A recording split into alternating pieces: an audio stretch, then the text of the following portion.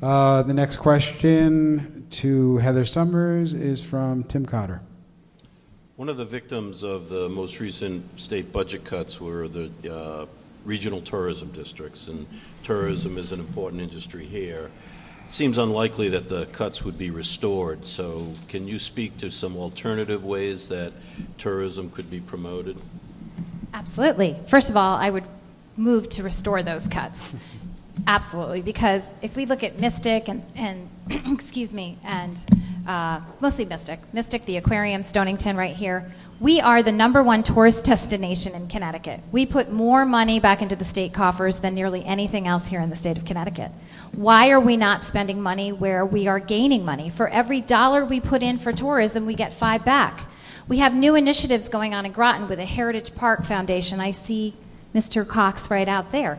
We need to promote our tourism district. It makes no sense. We're cutting off our nose to spite our face. So I would advocate absolutely to add those dollars back in. If not, I think we need to sit down with all of the industries together that are involved in tourism and come up with a collaborative way to try to help fund it.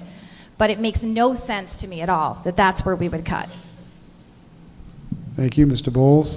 Yeah, again, this is an area where I think we need to empower the Council of Governments to be much more involved in these kind of issues by developing regional budgets where there's some discretionary funding ability to go ahead and restore the funds, particularly here in southeastern Connecticut.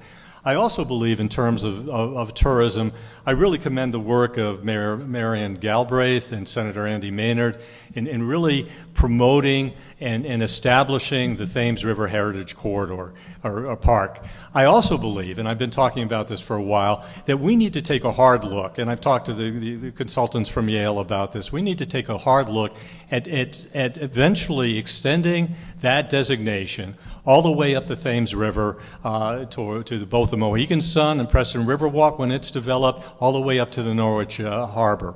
I think by doing that, we can develop a corridor here in eastern Connecticut that stretches all the way from the mouth of the Thames River all the way up to Norwich and ties in logically and realistically with the last Green Valley National Corridor that actually Sam Gageson, Congressman, helped establish.